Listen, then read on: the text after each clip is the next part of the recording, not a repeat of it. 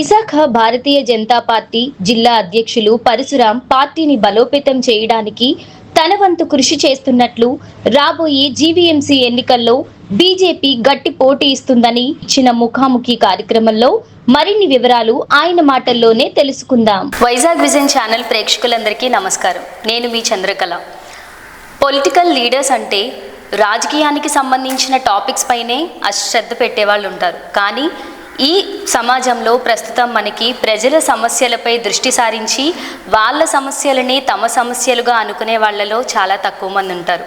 వాళ్ళలో మన ముందు ఈరోజు ఉన్నది విశాఖపట్నం బీజేపీ జిల్లా అధ్యక్షులు పరశురాం రాజు గారు మన ముందు ఉన్నారు. ఈరోజు ఆయనతో మాట్లాడి మనం బీజేపీ తీసుకోబోతున్న కార్యాచరణ పైన, ఇంకొన్ని ప్రజా సమస్యలపైన ఆయన తీసుకున్న ఆలోచనల గురించి మాట్లాడి తెలుసుకుందాం. నమస్కారం సార్. నమస్తే అమ్మా. వైజాగ్ విజన్ ఛానల్ తరపు నుంచి మీకు ఈరోజు ఇంటర్వ్యూకి స్వాగతం పలుకుతున్నాం సార్. ఈరోజు మనం కొన్ని అంటే మిమ్మల్ని అంటారు చాలామంది, నేను బిఫోర్ ఇంటర్వ్యూ స్టార్ట్ చేసే ముందే నేను కొన్ని విషయాలు తెలుసుకున్నాను. అవి ఏంటి అంటే చాలామంది అంటూ ఉంటారు, వైజాగ్లో జనతా గ్యారేజ్ అనే ఒక బ్రాండ్ ఉంది పరశురాం రాజు గారికి. ఆ బ్రాండ్కి సంబంధించిన మెయిన్ టాపిక్ ఏంటి, అసలు ఆ సీక్రెట్ ఏంటి? మంచి క్వశ్చన్ అమ్మా. నాకు అది ప్యాషన్. ఇవాళ పోలీస్ స్టేషన్లో, కోర్టుల్లో చాలా సమస్యలు తీరకుండా ఉండిపోతున్నాయి. ఎందుకంటే ఇద్దరి మధ్య సమస్య ఏదైనా వచ్చిందంటే అది వాళ్ళ మధ్యన ఈగో మీద వస్తుంది తప్ప వేరే విధంగా కాదు. నేను ఎందుకు తగ్గాలి అనే ఫీలింగ్ మీద ఎవరికాలు పోటాపడి ఇద్దరు పోలీస్ స్టేషన్, కోర్టులకు వెళ్ళి న్యాయం జరిగే సిచ్యువేషన్ లేకుండా డబ్బే ప్రధానంగా ఇవాళ వ్యవస్థ నడుస్తున్నాయి. సో ఈ మన ఏదైతే పంచాయతీలు చేయటం వలన ఎవరి దగ్గర రూపాయి తీసుకోకుండా నిస్వార్థంగా చేసే అదృష్టం నాకు ఉంది. సో దానివల్ల ఎవరి సమస్య ఉన్నా సరే ఈ పాకిస్తాన్ సమస్య అయినా సరే నరేంద్ర మోడీ గారు 5 నిమిషాలు తీర్చేయగలరు. అలాగే ఇక్కడ ఉన్న సమస్యలు, అది భూ తగాదాలు అవ్వచ్చు, 3 పిల్లలు గొడవచ్చు, ఏదైనా ఇద్దరి మధ్య ఉన్న సమస్య మనం కొంచెం టైం కేటాయించగలిగితే ఇద్దరికే సమస్య క్లియర్ చేసి ఇద్దరు మనసు హ్యాపీగా ఉంచేటట్టు చేయాలని ఆలోచన. ఎందుకంటే చిన్న జీవితం ఉన్నంతకాలం హ్యాపీగా ఉండాలి. ఒకళ్ళ మీద కక్షలు పెంచుకుంటే మనలో మైండ్ నెగిటివిటీ పెరిగి మన ఆరోగ్యం కూడా పాడవుతుంది. అది ఉండకుండా ఉండాలంటే మంచిదని ఉద్దేశంతో నాకు పూర్వకాలంలో పెద్దరికి మీరు చూస్తుంటారు, అంటే మీ నాన్నగారు తాతగారి టైంలో పల్లెటూరులో ఎలా ఉండదంటే, పల్లెటూరులో కోర్టులకు వెళ్తారు, పోలీస్ స్టేషన్ తెలియదు వాళ్ళకి. ఓ పెద్ద మనిషి ఉంటారు ఆ ఊర్లో, కొంచెం పెద్ద రకంగా మాట్లాడతారు. సమస్య ఉంటే పెద్దల మధ్య కూర్చోబెట్టి ఎవరు తప్పు ఎవరు రైట్ అని చెప్పి ఒకరోజు తెలిపోతుంది. కానీ వాళ్ళ మన వ్యవస్థలు ఎలా ఉన్నాయంటే సంవత్సరాలు తీరినా సరే అది సాల్వేషన్ అవట్లా. సరిగ్గా సాల్వ్ చేయడానికి అతను అనుభవించడానికి ఆస్తి కూడా ఈ చేతి రాదు. 20 సంవత్సరాలు కోర్టులో ఉండి అనుభవించే ఏజ్లో అనుభవించకుండా కోర్టు చుట్టూ తిరిగితే తర్వాత ఆస్తి తన పేరు వచ్చినా సరే అనుభవించడానికి తను ఉండడు. సో అందుకని అటువంటి సమస్యలు లేకుండా ఉంచాలని చెప్పి నా ఆలోచన. అందుకే నేను ఆ వ్యవహారం ఆ టైం ఎంచుకున్నా.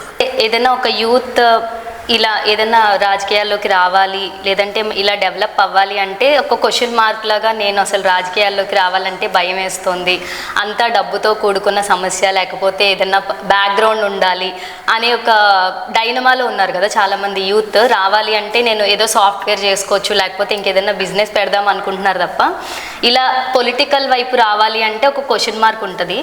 అలాంటి వాళ్ళకి మీరు ఎలా సజెషన్స్ ఇస్తారు? ఈరోజు మన రాజకీయాలు అంటే ఒక వ్యాపారంగా చూస్తున్నారు.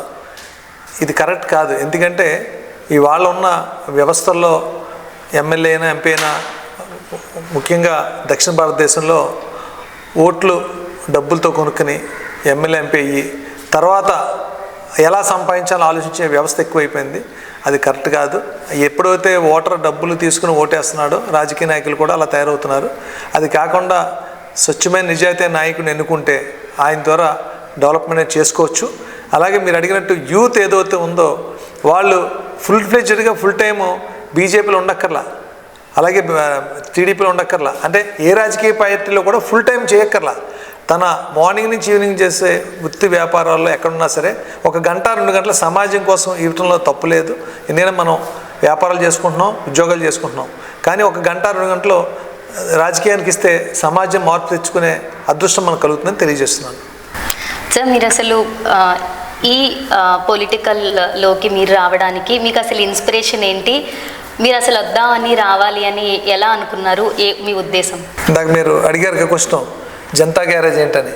అలాగే సమస్యలు తీర్చాలంటే ఓ పొలిటికల్ పవర్ లేకుండా చేయటం వలన ఇది నెగిటివ్ ఇంపాక్ట్ వస్తున్న ఉద్దేశంతో ఈ రాజకీయంలోకి రావాలనే ఉద్దేశంతో నేను ఏ పార్టీలో జాయిన్ అవ్వాలని 3-4 నెలల్లో ఆలోచించాను. తర్వాత సత్యరావు మాస్టర్ అని ఒక గురువు గారు ఒక ఆయన ఉన్నారు, ఆయనతో డిస్కస్ చేసి ఇలా ఫ్రెండ్స్ అందరితో కూడా మాట్లాడిన తర్వాత ఒక సిద్ధాంతాలు కూడిన పార్టీ ఏదైనా ఉందంటే భారతీయ జనతా పార్టీ, దేశం కోసం అలాగే పనిచేసే పార్టీ అని తెలుసుకుని, అంతకుముందు చిన్నప్పుడు నేను ఆర్ఎస్ఎస్లో ఉండేవాడిని.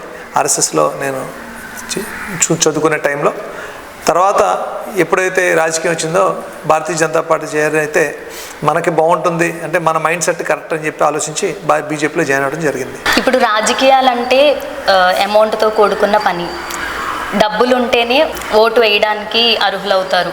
అలాంటి ఒక క్వశ్చన్ మార్క్లో ఉన్నారు సార్ చాలామంది. ఇప్పుడు రాజకీయం అంటేనే అమౌంట్ అంటేనే రాజకీయం, ఒక ఓటు వేయాలంటే డబ్బుతోనే పని అనే ఒక చాలామంది కొంచెం అనుమానంతో కూడుకున్న ప్రశ్నలు కూడా ఉన్నాయి చాలామందికి. దీనిపైన మీరు ఎలా స్పందిస్తారు? ఇవాళ తమిళనాడు తీసుకుంటే డబ్బులు పంచకుండా ఆ పార్టీ నెగ్గింది. ఎక్కడైతే ప్రజలకి ఇబ్బంది ఉందో ఇమ్మీడియట్ వాళ్ళు ఎవరైతే న్యాయం చేస్తారని ఫీల్ అవుతారో ఆ పార్టీకి వెళ్ళిపోతారు తప్ప డబ్బు ఓన్లీ ఇస్తారు తప్ప డబ్బుతో ఇవాళ ఎక్కడా లేదని మన తమిళనాడు మొన్న రిజల్ట్ ప్రూవ్ చేసింది. సో డబ్బు కావాలి అని అంటారు కానీ డబ్బు కాకపోయినా సరే నెగ్గుతారని చెప్పి వాళ్ళు ప్రూవ్ చేయడం జరిగింది. అందుకని తమిళనాడు ప్రజలందరూ కూడా నేను ధన్యవాదాలు తెలియజేస్తున్నాను. మీరు అరకు పార్లమెంట్ కూడా వ్యవహరించడం జరిగింది కదా సార్, సో ఇన్ఛార్జ్గా ఇప్పుడు మీరు నెక్స్ట్ ఇంకేమైనా శాసనసభ్యులుగా కానీ పోటీ చేయడానికి ఏమైనా ఇంట్రెస్ట్ చూపించే అవకాశాలు ఉన్నాయా? మా పార్టీ అధిష్టానం నిర్ణయించి చేయమంటే నేను చేయటానికి నాకు ఇబ్బంది లేదు. నేను ఎంపీ అవ్వాలి, ఎమ్మెల్యే అవ్వాలని నేను రాజకీయంలోకి రాలేదు. నా వంతు కృషి నేను చేయాలి, భారతీయ జనతా పార్టీలో ఉండి ప్రజలకు సేవ చేయాలని ఉద్దేశంతో వచ్చాను.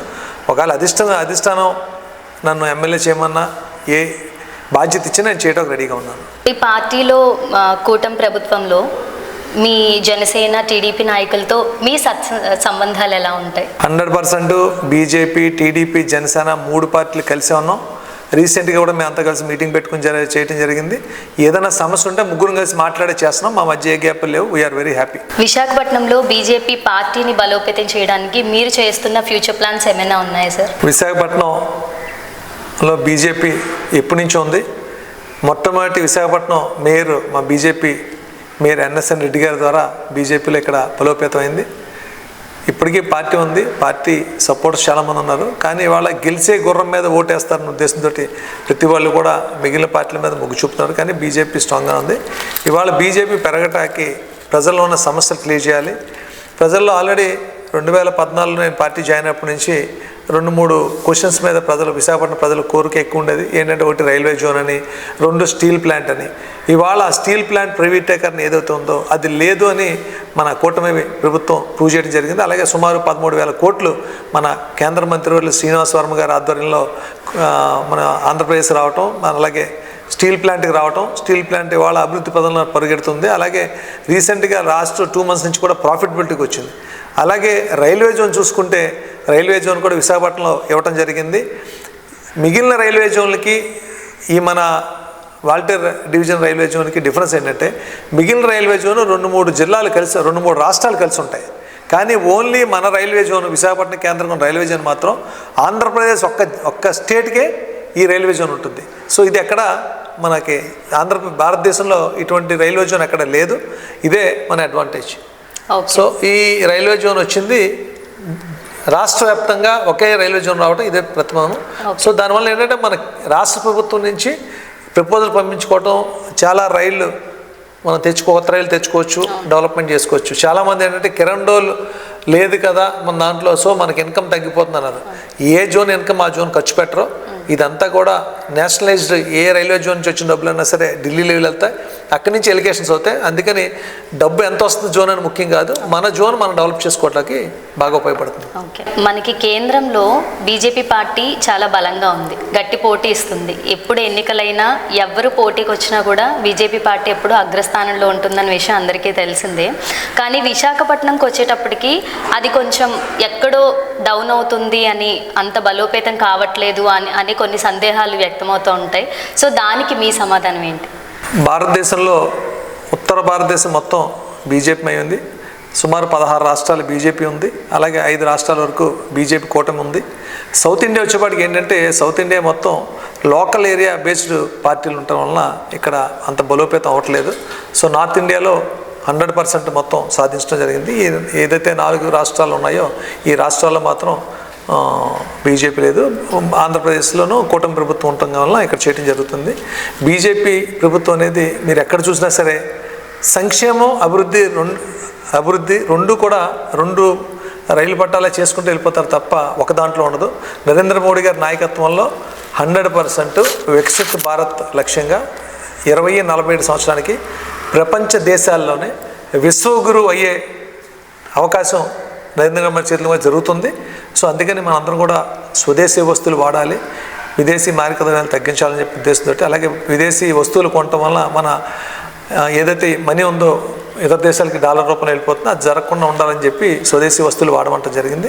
100% ఏదైతే మీరు అన్నారో దక్షిణ భారతదేశంలో కూడా భారతీయ జనతా పార్టీ రానున్న రోజుల్లో అధికారంలోకి వస్తాం.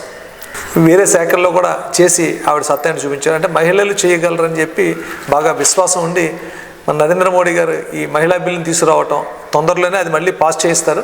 100% మహిళలందరూ వస్తే వాళ్ళు దేశాన్ని ముందుకు తీసుకెళ్లే భాగ్యం వాళ్ళు కలుగుతుందని కోరుకున్నాను. అలాగే యూత్ కూడా జంజీ ఎవరైతే యూత్ ఎక్కువ ఈ సెల్ ఫోన్లకి సోషల్ మీడియాకి ప్రభావితం అవుతున్నారు, అది కాకుండా మీరందరూ కూడా వచ్చి రాజకీయాల్లోకి వచ్చి స్వచ్ఛమైన నిజాయితీ గల రాజకీయం అంటే ప్రజలకి అందుబాటులో ఉండి ప్రజలకు సేవ చేసి ప్రజలకి దేశాభివృద్ధికి పాటుపడాలని చెప్పి మనం కోరుకుంటున్నాం. ఇవాళ సైనికులు ఉన్నారంటే దేశ సరిహద్దుల్లో ఉన్న సైనికులందరూ కూడా ఇరుగు పొరుగు దేశాలు వచ్చే పాకిస్తాన్ లాంటి బంగ్లాదేశ్ లాంటి దేశాల నుంచి వచ్చేవన్నీ కూడా గొడవలు లేకుండా దేశాన్ని భద్రంగా ఉంచుతున్నారు. కానీ దేశం లోపల ఉన్న విద్రోహ శక్తుల్ని అంతమొందించాలంటే మనం రాజకీయంగా లోపలికి వచ్చి వాటింటూ అంతరిస్తే తప్ప దేశం బాగుపడదు. అందుకని యూత్ అందరూ కూడా ఇక్కడ లోకల్ ఉన్న ఏదైతే విద్రోహ శక్తులు చాలా ఉన్నాయి వాళ్ళందరినీ కూడా కట్టడి చేయాలి. ఇప్పుడు నిన్న చూస్తే రావణ దేశానికి ఉంచి నాకు దేశభక్తి లేదని మాట్లాడుతున్నాడు. సో ఇవాళ ఏంటంటే ఒక ప్యాషన్ అయిపోయింది రాజకీయంలో కూడా. పెద్ద నాయకుడిని తిట్టడం, ఆ తిడితే అది స్క్రోల్ అవ్వటం, నాయకుడు అయిపోవచ్చు ఈజీ అనే మెథడ్ తోటి ప్రతి ఒక్కరు కూడా ఆ రకంగా వెళ్తున్నారు. అది కరెక్ట్ కాదు. ఒక నాయకుడిని అనే స్థాయి మందా కాదా, నా స్థాయి ఏంటి, నేను ఏ స్థాయిలో మాట్లాడిన విషయం తెలుసుకోవాలని చెప్పి కోరుకుంటున్నాను. బీజేపీ పార్టీతో మీ రాజకీయ ప్రస్థానాన్ని మీరు స్టార్ట్ చేశారు. సో ఇంకేదైనా పార్టీ మీకు అగ్రస్థానాన్ని ఇచ్చి మా పార్టీలోకి చేరండి అని ఎవరైనా ఒక క్వశ్చన్ మీకు వేసినట్లయితే మీరు ఎలాంటి సమాధానం ఇస్తారు? మీరు వెళ్ళే అవకాశాలు ఏమైనా ఉన్నాయా? ఇవాళ భారతదేశంలో సిద్ధాంతాల పరంగా దాంతో తయారైన party Bharatiya Janata party. Bharatiya Janata party మాకు స్లోగన్ చెప్తారు, ఫస్ట్ దేశం, నెక్స్ట్ పార్టీ, తర్వాత వ్యక్తిత్వం. సో దేశం ముఖ్యం అనే ఏదైతే ఉందో అది ఆ సిద్ధాంతాల కోసం నేను ఈ పార్టీలో జాయిన్ అయ్యాను. సో నేను చనిపోయే వరకు కూడా ఇదే పార్టీలో ఉంటా, చివరి నిమిషం వరకు కూడా ఇదే పార్టీలో నేను ఉంటాను తప్ప నాకు ఎంత పెద్ద బాధ్యత మినిస్టర్ ఇస్తానా సరే, ఏది ఇస్తానా సరే, నేను రాజ్యసభ ఇస్తాను, ఏది చెప్పినా సరే నాకు అవన్నీ చిన్నయే. నా భారతీయ జనతా పార్టీ నాయకుడిగా నాకున్న విలువ ఎక్కువ. సో 100% చనిపోయే వరకు బీజేపీలోనే ఉంటాను. సార్, ఇప్పుడు భోగాపురం ఎయిర్పోర్ట్ పనులు ఆల్మోస్ట్ దగ్గరికి వచ్చేసినట్టే, ఇంకొన్ని రోజుల్లో పనులన్నీ స్టార్ట్ అవుతా ఉన్నాయి. సో చాలామంది ఏమంటున్నారంటే, ప్రతిపక్షం వాళ్ళే ఏమంటున్నారంటే కొన్ని క్వశ్చన్స్ అనమాట, అసలు అదంతా మా ప్రభుత్వం ఉన్నప్పుడే హయాంలోనే స్టార్ట్ అయిన వర్క్స్, అవన్నీ మా ప్రభుత్వమే ముందుకు నడిపించింది, మేం చేయగలిగితేనే ఆ పనులన్నీ జరిగినాయి అని చెప్పి అంటున్నారు. సో దానికి మీ సమాధానం ఏంటి? 100% ఎయిర్పోర్ట్ ఇచ్చింది కేంద్ర ప్రభుత్వమే. కేంద్ర ప్రభుత్వ సహకారంతో ఎయిర్పోర్ట్ వస్తుంది. అంతకుముందు 2014-19 మధ్య ఉన్న కూటమి ప్రభుత్వం ఏదైతే టీడీపీ హయాంలో జరిగిందో అప్పుడే ప్రపోజల్ రావటం, ల్యాండ్ ఎక్విజిషన్ చేయడం స్టార్ట్ చేయడం జరిగింది. తర్వాత ఎప్పుడైతే గవర్నమెంట్ మారిందో ఆటోమేటిక్గా 2 వాళ్ళు వస్తారు. కానీ వాళ్ళు వచ్చినా సరే ఎందుకు కంప్లీట్ చేయలేకపోయారు 5 సంవత్సరాలు గత ప్రభుత్వం. కానీ మళ్ళీ టీడీపీ, బీజేపీ, జనసేన కలిసి కూటమి వచ్చిన తర్వాత అది వచ్చింది. మరి ఆడ ఉన్న 5 సంవత్సరాల్లో ఎందుకు చేయలేకపోయారు వాళ్ళు ఇచ్చిన వాళ్ళు అయితే? సో వీళ్ళు ఏంటంటే మేము ఇచ్చామని చెప్పుకోవడం కాదు. సో ఎవరైనా ఇవ్వాల్సిన బాధ్యత, ప్రజలకు ఇవ్వాల్సిన బాధ్యత రాష్ట్ర ప్రభుత్వం మీద ఉంటుంది. కేంద్ర ప్రభుత్వం నుంచి సహకారంతో ఈ ఏదైతే ఎయిర్పోర్ట్ రావడం జరిగింది. అలాగే ఎయిర్పోర్ట్ ఏదైతే ఉందో చాలామంది చాలా దూరం అని అడుగుతున్నారు, చాలా దూరం వెళ్ళాలి అంటున్నారు. కానీ బెంగళూరు ఎయిర్పోర్ట్ ఎంత దూరంలో ఉంది, అలాగే హైదరాబాద్, శంషాబాద్ ఎంత దూరంలో ఉంది? ఏదైనా 35-40 కిలోమీటర్ల అవతలే ఎయిర్పోర్ట్స్ ఉన్నాయి. ఎయిర్పోర్ట్లు ఉండటం వల్ల సిటీ డెవలప్మెంట్ అవుతుంది. ఇవాళ ఈ ఎయిర్పోర్ట్కి నేను ఎగ్నెస్ట్ కాదండి, ఎయిర్పోర్ట్ ఉండాలని నాకు విశాఖపట్నం వాసుగా ఇష్టమే. కానీ ఇవాళ అంతర్జాతీయంగా విశాఖపట్నం నిర్మాణం అవుతున్నప్పుడు ఎయిర్పోర్ట్ కూడా ఆ రేంజ్లో ఉండాలి. ఆ రేంజ్లో ఉన్నప్పుడే నేను మొన్న రామ్మోహన్ నాయుడు గారు, మా రాష్ట్ర అధ్యక్షుడు మాధవ్ గారు వారితో పాటు నేను భోగపురం ఎయిర్పోర్ట్కి వెళ్ళి చూడటం జరిగింది. నిజంగా చాలా అద్భుతం. నాకు హైదరాబాద్ శంషాబాద్ ఎయిర్పోర్ట్ కన్నా ఈ ఎయిర్పోర్ట్ చిన్నదైనా చాలా బాగా అనిపించింది. ఆ లోపల స్కానింగ్ మిషన్స్ కానీ అన్నీ చూస్తే ఎంత డెవలప్మెంట్. నేను మొన్న ఆస్ట్రేలియా వెళ్ళినప్పుడు మెల్బోర్న్ ఎయిర్పోర్ట్ చూసిన ఫీలింగ్ నాకు ఇక్కడ అనిపించింది. సో అందుకని అది దూరమైనా రేపు వైజాగ్ సిటీ అటు డెవలప్ అవుతుంది కాబట్టి రానున్న రోజుల్లో చాలా పెద్ద కంపెనీ, అంతర్జాతీయ గూగుల్ లాంటి అంతర్జాతీయ కంపెనీలు మనకు వస్తున్నాయి కాబట్టి సో ఫ్యూచర్లో అమెరికా నుంచి, రష్యా నుంచి, ఇటు నుంచి కూడా, ఇటు ఆస్ట్రేలియా నుంచి, న్యూజిలాండ్ నుంచి ఫ్లైట్స్ అన్నీ కూడా ఇక్కడికి వచ్చే సిచ్యువేషన్ వస్తుంది కాబట్టి ఆ ఎయిర్పోర్ట్ 100% మనకు కావాలి. అందుకని దాని గురించి ఆలోచించడం కరెక్ట్ కాదు. 100% భోగాపురం ఎయిర్పోర్ట్ మనకు కావాలి. సార్, వైజాగ్ ప్రెజెంట్ అన్ని సిటీస్ కంటే చాలా అధికంగా డెవలప్ అవుతున్న సిటీస్లో వైజాగ్ ఒకటి. చాలామంది బయట రాష్ట్రాల నుంచి కూడా వచ్చి వైజాగ్లో వాళ్ళ లైఫ్ని స్టార్ట్ చేస్తూ ఉన్నారు. జాబ్ పరంగా కానీ, బిజినెస్ పరంగా కానీ చాలామంది డెవలప్ అవడానికి వైజాగ్కే వచ్చి ఉంటున్నారు. సో ఇప్పుడు వైజాగ్లో మీ బీజేపీ పార్టీ తరపు నుంచి డెవలప్మెంట్స్ ఏ విధంగా ఉండబోతున్నాయి? అండ్ అలాగే వైజాగ్లో ఇంత డెవలప్ అవుతున్న వైజాగ్లో మెట్రో ఉంటే ద బెస్ట్ సిటీగా అవుతుంది వైజాగ్ అని చెప్పి డెవలప్మెంట్లో చాలామంది కూడా ఆశాభావం వ్యక్తం చేస్తున్నారు. సో దానిపైన మీ స్పందన ఏంటి? 100% కేంద్ర ప్రభుత్వ సహకారంతో కూటమి ప్రభుత్వం ఈ రాబోయే 2 ఏళ్ళలోనే మెట్రో 100% స్టార్ట్ చేస్తారు. ఎందుకంటే ఫీజిబిలిటీ గురించి క్యాలిక్యులేషన్ చేయడం అన్నీ జరుగుతున్నాయి. ఆల్రెడీ ఎల్ఎన్టీ వాళ్ళకి ఇది ప్రపోజల్ ఆల్రెడీ వెళ్ళటం, వాళ్ళు క్యాలిక్యులేట్ చేయడం, వాళ్ళు డిజైన్స్ డిపిఆర్ఐ రెడీ చేయడం జరుగుతుంది. సో 100% విశాఖపట్నం మెట్రో వస్తుంది. అలాగే నాకున్న ఆలోచన ప్రకారం ఒకే కారిడార్ మీద ఒక పక్క ట్రైను, ఒక పక్క వెహికల్స్ వెళ్ళేటట్టు బ్రిడ్జెస్ పెట్టి చేసే ఉద్దేశంగా వాళ్ళ ప్రపోజల్ ఉంది. సో దానికోసం కొంచెం ఇంకా లేట్ అయింది తప్ప ఓన్లీ మెట్రో అయితే వాటికి రెడీ అయిపోయింది.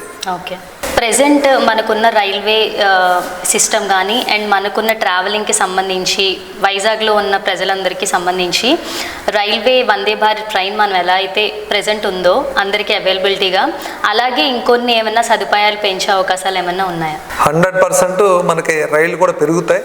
ఏదైతే వందే భారత్ మార్నింగ్ ఆఫ్టర్నూన్ వెళ్తుందో విజయవాడకి, హైదరాబాద్కి, అదేవిధంగా చెన్నైకి, అదేవిధంగా స్లీపర్ కోచ్లు అన్నీ కూడా వస్తాయి. ఎందుకంటే మన రైల్వే జోన్ వచ్చింది కాబట్టి చాలా ట్రైన్స్ ఇక్కడి నుంచే స్టార్ట్ అవుతాయి. 100% మనకి రైలు కనెక్టివిటీ పెరుగుతుంది. అలాగే ఫస్ట్ ఫేజ్లో బుల్లెట్ ట్రైన్స్ రిలీజ్ చేస్తున్నారు దేశవ్యాప్తంగా. నెక్స్ట్ ఫేజ్లో first train Calcutta to Chennai via Vizag వెళ్తుంది బుల్లెట్ ట్రైన్. సో 3 అవర్స్లో మీరు చెన్నై వెళ్ళే ఇది ఫ్లైట్తో ఈక్వల్గా వెళ్ళే ట్రైన్స్ మనం ఇండియాలో సొంతంగా తయారు చేస్తున్నారు. అవన్నీ కూడా తొందరలోనే మన కళ్ళతో చూస్తాం. సో మోస్ట్ ప్రాబబ్లీ 2028-29 కల్లా కలకట్టా నుంచి చెన్నైకి బుల్లెట్ ట్రైన్ వెళ్తుంది. అలాగే ఏదైతే ఇప్పుడు రైల్వే ట్రాక్స్ 2 ఉన్నాయో రాను రోజుల్లో 4 ట్రాకులు వేసే ప్రపోజల్ కూడా ఉందని చెప్పి మన రైల్వే మినిస్టర్ వచ్చి ఇక్కడ చెప్పడం, అశ్విని వైష్ణవ్ గారు ఇక్కడ చెప్పడం జరిగింది. ప్రస్తుతం వైజాగ్లో ఉన్న రైల్వే శాఖకు సంబంధించి రాకపోకలు చాలా ఎక్కువగా జరుగుతూ ఉంటాయి కదా సార్. సో ఆ రైల్వే ప్లాట్ఫామ్స్ని 8 ఉన్న ప్లాట్ఫామ్స్ని 16 చేస్తామని చెప్పి చాలా రోజులు అయింది ఆ మాట ఇచ్చి. సో దానికి సంబంధించిన వివరాలు. ఈ రైల్వే జోన్ వచ్చింది కాబట్టి కొత్త ట్రైన్స్ వస్తాయి. కొత్త ట్రైన్ వస్తే ప్లాట్ఫామ్స్ పెంచాలి కాబట్టి 8 ప్లాట్ఫామ్లు 8వ ప్లాట్ఫామ్ నుంచి అటు ఎక్స్టెన్షన్ స్టార్ట్ చేశారు. ఆల్రెడీ వర్క్ స్టార్ట్ అయినాయి. తొందరలోనే 16 ప్లాట్ఫామ్లు పెట్టడం జరుగుతుంది. అలాగే రానున్న రోజుల్లో ఏదైతే విశాఖపట్నం ఎయిర్పోర్ట్ని, రైల్వే స్టేషన్ని ఎయిర్పోర్ట్ తలపించే విధంగా తయారు చేస్తున్నారు. ఆల్రెడీ మనం చూసాం ఎక్స్కలేటర్లు కానీ అలాగే లిఫ్ట్లు కానీ అన్నీ కూడా వచ్చినాయి. సో క్లీన్ అండ్ గ్రీన్ కింద ఈ స్టేషన్ తయారు చేస్తున్నారు. సుమారు రాష్ట్రంలో ఆల్మోస్ట్ అన్ని మేజర్ స్టేషన్లు కూడా ఎయిర్పోర్ట్ ఎలా ఉంటుందో రైల్వే స్టేషన్ ఎలా ఉండే విధంగా తయారు చేస్తారు. కొత్త ట్రైన్స్ కూడా వస్తాయి. డెవలప్మెంట్ విషయంలో అసలు మనం చూడక్కర్లేదు, ఊహించిన విధంగా డెవలప్ అవుతుంది రైల్వే స్టేషన్స్ అన్నీ కూడా. వైజాగ్ బీచ్ని గోవా బీచ్ తరహాలో డెవలప్మెంట్ చేయాలి, అభివృద్ధి చేయాలి అని చెప్పి చాలామంది ఇప్పుడు ప్రెజెంట్ ఉన్న ట్రెండ్ నడుస్తుంది కదా సార్. ఆ టాపిక్ మీద మీ గవర్నమెంట్ తరపు నుంచి ఆ డెవలప్మెంట్ జరగబోతోంది అని తెలిసి ప్రతిపక్షాలు చాలా క్వశ్చన్ మార్క్స్, అసలు అది ఎలా చేస్తారు, ఎలా నిర్వహిస్తారని ప్రతిపక్షాలు క్వశ్చన్ మార్క్ వేస్తున్నాయి. దానిపైన మీ స్పందన ఏంటి? ప్రతిపక్షాలు క్వశ్చన్ చేయడం కరెక్ట్. ఎందుకంటే చీప్ లిక్కర్ ఇచ్చి సొంత బ్రాండ్లు తయారు చేసి మందు ఇచ్చి జనాలు పాడు చేసింది వాళ్ళు. ఇవాళ వాళ్ళ మందు గురించి మాట్లాడుతున్నారు. మీరు అందరూ చూశారు.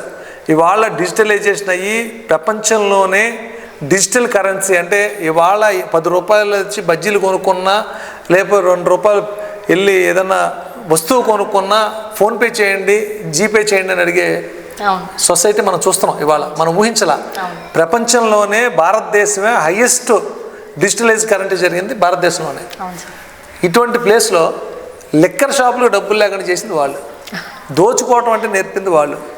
సో గత ప్రభుత్వం తప్పులన్నీ చేసి ఇవాళ ఏది చేసినా కూటమి ప్రభుత్వం తప్పు అంటున్నారు. ఇప్పుడు ఏదైతే గూగుల్ లాంటి సంస్థలు వచ్చినాయో ఫారినర్స్ రావడం జరుగుతుంది. మన ఇక్కడ కల్చర్ ప్రకారం మనం బయట పబ్లిక్లో లిక్కర్ తీసుకుంటాం తప్పు, కానీ ఫారినర్స్ వచ్చిన వాళ్ళకి లిక్కర్ అనేది తప్పు కాదు వాళ్ళకి. సో ఫారిన్ కంపెనీస్ అని ఇక్కడికి వస్తున్నప్పుడు వాళ్ళకి ఫెసిలిటీస్ కల్పించకపోతే రేపొద్దున ఇక్కడ వాళ్ళు ఎందుకు ఉంటారు? వచ్చిన వాళ్ళకి కూడా ఫెసిలిటీస్ కల్పించాలి. అంతేగాని వైజాగ్ వాళ్ళు అందరూ అక్కడ తాగమని మనం ఏం చెప్పట్లా. సో తాగొద్దని చెప్పినా ఎవడ ఆగడం. సో ఏదైతే క్రమబద్ధం కాదు, ఇప్పుడు ఏదైతే బీచ్ రోడ్లో సపోజ్ ఎవరైనా కారులో కూర్చుని ఆ బీచ్ ఆనందపడతా ఒక బీర్ ఏదో కొనుక్కుని తాగితే వెంటనే పోలీసులు వచ్చి పట్టుకుని కేసు రాస్తారు. సో రేపొద్దున ఫారినర్స్ వచ్చిన అదే ప్రాబ్లం అవుతుంది.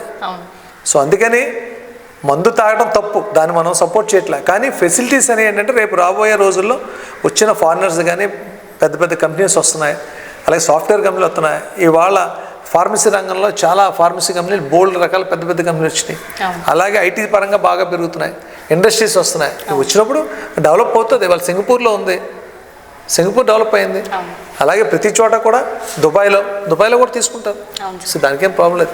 మనం ఏంటంటే కొన్ని పద్ధతి ప్రకారం చేయాలని చెప్పి గవర్నమెంట్ పెట్టింది, అదేం తప్పేం లేదు. దాన్ని తప్పుగా చూడొద్దు, దాన్ని అర్థం చేసుకోవాలని చెప్పి విశాఖ ప్రజలను కోరుకుంటున్నాను. కాంగ్రెస్ నాయకులు వ్యంగ్యంగా కొన్ని మాటలు అంటూ ఉంటారు సార్. ఎప్పుడు చూసినా మోదీ గారు విదేశీ పర్యటనలు అంటారు, ఖరీదైన డ్రెస్సింగ్ స్టైల్ ఉంటుంది, అలా ఉంటుంది. అసలు డెవలప్మెంట్ ఏం చేస్తున్నారు? ఎప్పుడు చూసినా టూర్స్ అంటారు, లేకపోతే వేరే దేశాలకి వెళ్ళాలి అంటారు. సో దాని మీద మీ అభిప్రాయం ఏంటి? 100% ఇది ప్రేక్షకులందరూ తెలియవలసిన క్వశ్చన్, మీరు అడిగిన క్వశ్చన్. నరేంద్ర మోడీ గారు ఆయన ఈ రాజ్యాంగమైన పదవిలోకి వచ్చి 12 సంవత్సరాలు కంప్లీట్ అయింది. సుమారు 4000 రోజులు ఆయన పనిచేశారు. ఈ 4000 రోజుల్లో ఒకే ఒక్క రోజు 2 హాఫ్ డే లీవ్ పెట్టారు. ఆయన రోజుకి 16 నుంచి 18 గంటలు కంటిన్యూస్గా వర్క్ చేసే మనిషి, అటువంటి నాయకుడు ప్రపంచంలో ఎక్కడ దొరకడు. విశ్వ గురువుగా ఆయన కొలుస్తున్నారు, ప్రపంచ దేశాలు కొలుస్తున్నారు. సుమారు 100 దేశాల పైన ఆయన విజిట్ చేసి వాళ్ళతో సంబంధాలు పెట్టుకున్నారు. ఇవాళ ఆయన అలా తిరగటం వల్లనే మొన్న జరిగిన రష్యా ఉక్రెయిన్ వార్లో ఒకరోజు వార్ ఆపి మన విద్యార్థులందరినీ ఇక్కడ తీసుకొచ్చే ఆ పనితీరు చూస్తే, పాకిస్తాన్ వాళ్ళు కూడా మన భారతదేశపు ఫ్లాగ్ పట్టుకుని జై భారత్ అని ఇండియాని పొగుడుతూ వాళ్ళు ఫ్లైట్లు ఎక్కిన సందర్భాలు మనం చూసాం.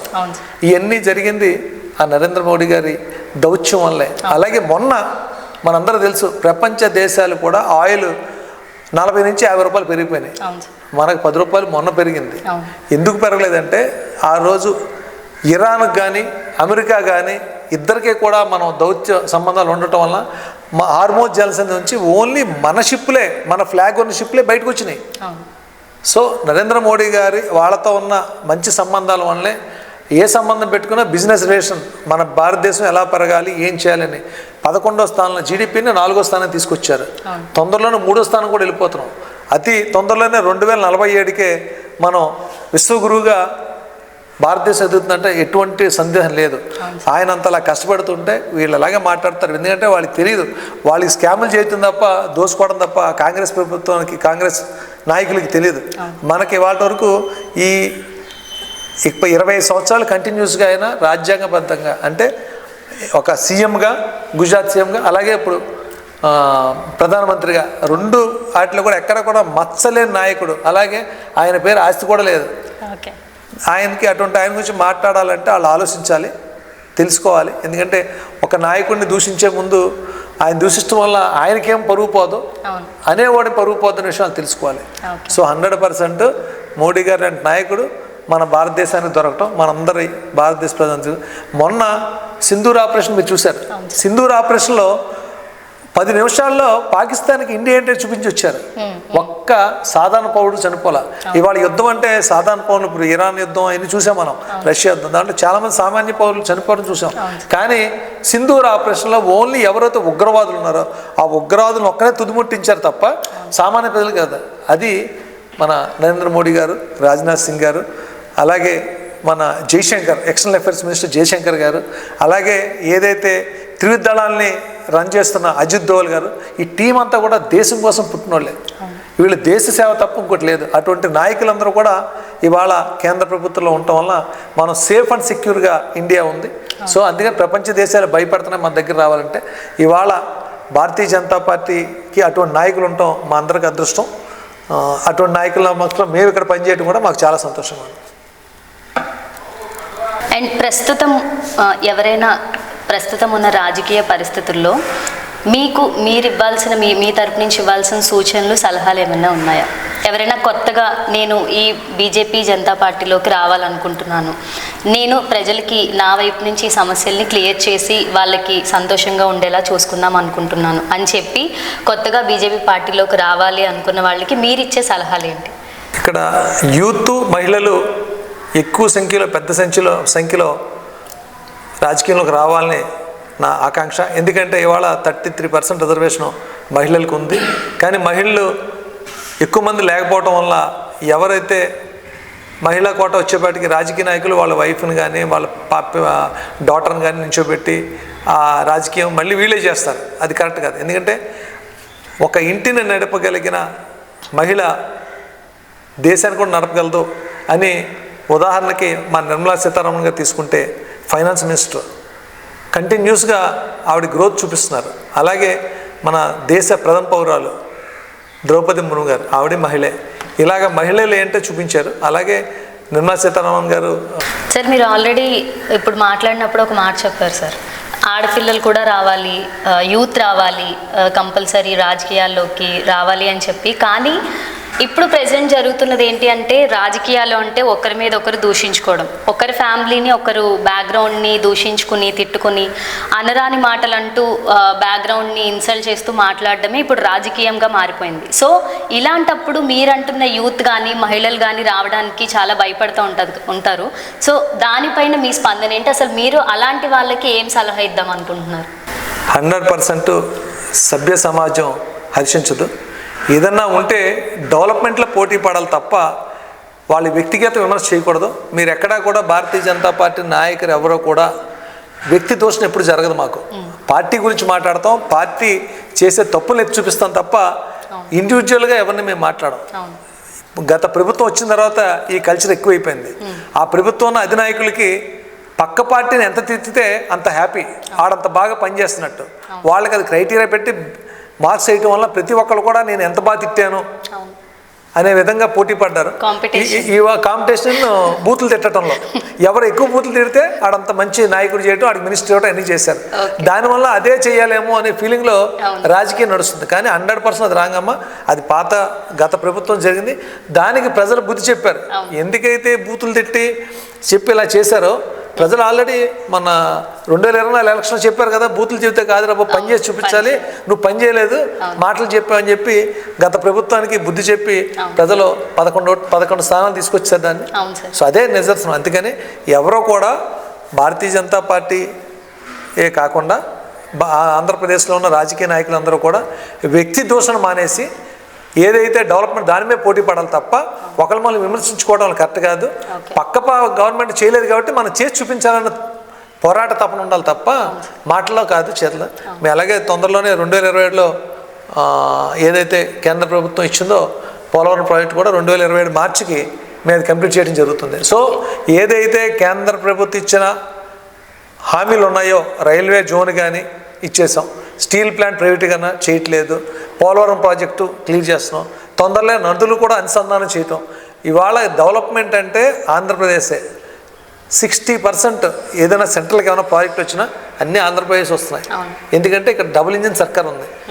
డబుల్ ఇంజిన్ సర్కార్ వల్ల కేంద్రంలో నరేంద్ర మోడీ గారు, రాష్ట్రంలో మన చంద్రబాబు నాయుడు గారు, పవన్ కళ్యాణ్ గారు, అలాగే మా అధ్యక్షులు పివిఎన్ మాధవ్ గారు ముగ్గురు కూర్చుని ప్రతి నెలకు ఒకసారి కూర్చొని ప్లానింగ్ చేసుకుంటున్నారు.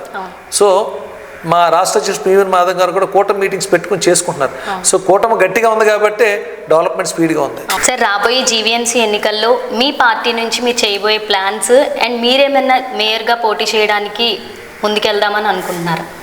భారతీయ జనతా పార్టీ కూటమిలో 100% మా కార్పొరేషన్ ఎలక్షన్లో నించుంటుంది. ఎక్కువ స్థానాలే నేను తీసుకోవడం జరుగుతుంది.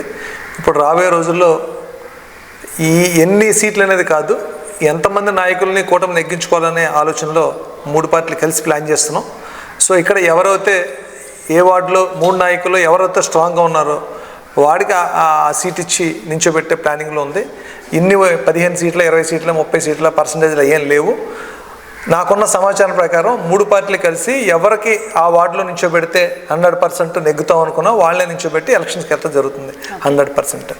మేయర్ స్థానం బీజేపీయా టీడీపీయా జనసేన అనేది, ఎందుకంటే మేము ఆల్రెడీ ఫస్ట్ మేయర్ బీజేపీ చేయటం జరిగింది. ఆ రకంగా ఒకవేళ మా రాష్ట్ర అధ్యక్షులు వాళ్ళు మాట్లాడి భారతీయ జనతా పార్టీకి ఇస్తే చాలా ఆనందపడతాం. సార్, రాజకీయాలు అనేటప్పటికీ ఎవరికి పర్మనెంట్ శత్రువులు ఉండరు, పర్మనెంట్ మిత్రువులు ఉండరు అని చెప్పి ఒక ట్యాగ్ లైన్ ఉంది. సో చాలామంది ఏంటంటే ఇప్పుడు కూటమి ప్రభుత్వంలో ఉన్న మీ టీడీపీ, బీజేపీ, జనసేన ఈ 3 పార్టీలు ఎన్నో రోజులు కలిసి ఉండవు, వీళ్ళు ఎన్నో రోజులు కలిసి ఉండలేరు అని చెప్పి కొంతమంది ప్రతిపక్షం వాళ్ళు కూడా సెటైర్లు వేస్తున్నారు. సో దానిపైన మీ ఒపీనియన్ ఏంటి? 100% కూటమి కలిసే ఉంటుంది. ఎందుకంటే ఈ కూటమి విడగొడితేనే వాళ్ళకి ఛాన్స్ దొరుకుతున్న ఉద్దేశంతో ప్రతిపక్షాలు చాలా కష్టపడి ప్రయత్నిస్తున్నారు. కానీ స్వర్ణాంధ్రప్రదేశ్, వికసిత్ భారత్ రెండూ సాధించే వరకు ఈ కూటమి కలిసే ఉంటుంది. కేంద్రంలో నరేంద్ర మోడీ గారు, రాష్ట్రంలో చంద్రబాబు నాయుడు గారు, పవన్ కళ్యాణ్ గారు, మా పివిఎన్ మాధవ్ గారు ఈ డెవలప్మెంట్ కోసం చేస్తున్నారు. కాబట్టి తొందరలోనే స్వర్ణాంధ్రప్రదేశ్ని, వికసిత్ భారత్ని మనం చూస్తాం. సో మీ బీజేపీ పార్టీ తరపు నుంచి విశాఖ ప్రజలకి మీరిచ్చే సందేశం ఏంటి? విశాఖపట్నంలో 70 to 80% మైగ్రేషన్ ఉంటారు ఇక్కడ. సో అక్కడ శ్రీకాకుళం మొదలుపెట్టి అక్కడ నెల్లూరు వరకు అందరూ కూడా విశాఖపట్నంలో ఉన్నాం. సో ఇక్కడ అందరూ కలిసిన ఆంధ్రప్రదేశ్లో అన్ని జిల్లాల నుంచి కూడా విశాఖపట్నంలో రకరకాల ఉద్యోగాలు, వ్యాపారాల ద్వారా చేస్తున్నారు. మనం అందరం కూడా విశాఖపట్నం కాపాడుకుని విశాఖపట్నం డెవలప్మెంట్స్ బాధ్యత మనందరి మీద ఉంది. సో మన మధ్య మత గొడవలు ఉండవు. అలాగే ఎక్కడ బంధువులు జరిగినా మన ఊర్లో బంధువులు జరగవు. ఎందుకంటే మనందరం ఐకమత్యంగా ఉంటాం. ఇప్పుడు మన విశాఖపట్నాన్ని బాగు చేసుకోవాల్సిన బాధ్యత మన మీద ఉంది. కాబట్టి భారతీయ జనతా పార్టీ విశాఖపట్నం ప్రజల తరపున ఉంటుంది. ఈ కార్యక్రమంలో భాగంగా మా రాష్ట్ర అధ్యక్షులు పివిఎన్ మాధవ్ గారు జనతా వారధి అనే ఒక ప్రోగ్రాం పెట్టడం జరిగింది. ఇది ప్రభుత్వానికి ప్రజలకి, మేము కూటమి ప్రభుత్వంలో ఉంటూ కూడా ప్రభుత్వానికి ప్రజలకి మధ్యలో ఉండి, వారధిలా ఉండి ప్రజల సమస్యని మా ప్రభుత్వం దృష్టి తీసుకెళ్ళి మా అధికారుల ద్వారా దాన్ని సాల్వ్ చేసే పనులు మేము పెట్టడం జరిగింది. ప్రతి శుక్రవారం మా ఆఫీస్లో జనతా వారధి ప్రోగ్రాం అప్లికేషన్ తీసుకుంటూ ఉంటాం. అలాగే ప్రతి సోమవారం ఈ వచ్చినవన్నీ కూడా సమస్యలు తీసుకుని వాళ్ళ ద్వారా collector office, municipal corporation office, CP office ద్వారా, అలాగే రాబోయే రోజుల్లో మండలాల్లో సమస్యలు మండలాల్లో కూడా తీసుకెళ్ళి ప్రజలకి సమస్యలు లేకుండా ప్రశాంతంగా జీవితం బతకడం కోసం మేము కృషి చేస్తున్నాం. విశాఖపట్నం ప్రజలందరూ ఈ అవకాశాన్ని ఉపయోగించుకుని ఎవరికి రూపాయి పే చేయకలే. మీరు అనుకోవచ్చు ఏదైనా సమస్య తీర్చాలంటే డబ్బులు ఇవ్వాలి రాజకీయ నాయకులు అనుకుంటాకి. కానీ ఇక్కడ విశాఖపట్నంలో భారతీయ జనతా పార్టీ ప్రెసిడెంట్గా నేను చెప్పేది అంటే మీరు ఎవ్వరికి రూపాయి ఇవ్వక్కల. మీ కోట్ల రూపాయల సమస్య అయినా సరే మా దృష్టికి తీసుకురండి. మా ఇక్కడ నాయకులందరం కలిసి ఇక్కడ సమస్యలు ఏమంటే ఇక్కడ తీరుస్తాం. ఇక్కడ జరగకపోతే రాష్ట్రంలో ఉన్న మా అధ్యక్షుడు పివిఎన్ మాధవ్ గారి ద్వారా రాష్ట్ర ప్రభుత్వంలో ఉన్న సమస్యలు కూడా క్లియర్ చేస్తాం. 100% మీకు న్యాయం జరిగే విధంగా మేము కృషి చేస్తాం. మీరు 100% నమ్మకంతో మా పార్టీ ఆఫీస్ రావచ్చు. అందరికి కూడా 24 గంటలు మా పార్టీ ఆఫీస్ మీకోసం ఎదురు చూస్తూ ఉంటుంది. చూశారు కదా, ఇప్పటి వరకు బీజేపీ పార్టీకి సంబంధించిన కొన్ని సూచనలు, అలాగే వాళ్ళు ఫ్యూచర్లో చేయబోతున్న కార్యాచరణలపై పరశురామ్ గారి మాటల్లో మనం చాలా విషయాలే తెలుసుకున్నాం. అండ్ ఇంకొక పార్టీ నాయకులతో మనం మళ్ళీ కలుద్దాం. వైజాగ్ విజన్ ఛానల్ ప్రేక్షకులందరికీ థ్యాంక్ యూ సో మచ్. నమస్కారం. నమస్కారం అండి. ప్రేక్షకులందరూ కూడా, వైజాగ్ విజన్ ప్రేక్షకులందరూ కూడా నా హృదయపూర్వక నమస్కారాలు తెలియజేస్తున్నాను. Thank you. Hi viewers, Vizag vision channel ని సబ్స్క్రైబ్ చేసుకోండి. మా ఛానల్ అందిస్తున్న జాతీయ, అంతర్జాతీయ స్థాయి వార్తా విశేషాలు, నోటిఫికేషన్స్ కోసం ఇక్కడ కనిపిస్తున్న బెల్ ఐకాన్ ని క్లిక్